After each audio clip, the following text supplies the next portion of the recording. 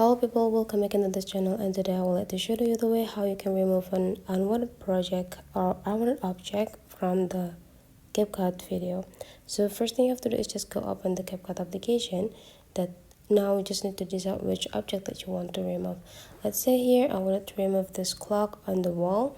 So just need to tap into the clip and take a look at this button feature and just swipe into the left side until you got the duplicate tools. Now just tap into the duplicate and make this duplicate clip become an overlay. Now drag this overlay clip so that they will have the same duration with the primary clip. Now tap into the overlay clip again and we need to find mask tool.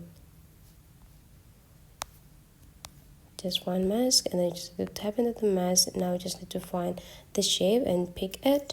Place the circles here into the closest area or the area that have the same background with the object that you want to remove.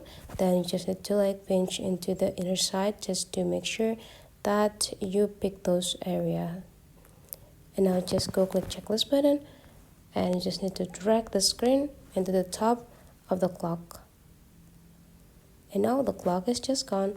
So that is the way how you can remove the object from CapCut video. Hopefully you enjoy it, and let's meet again into other tutorial.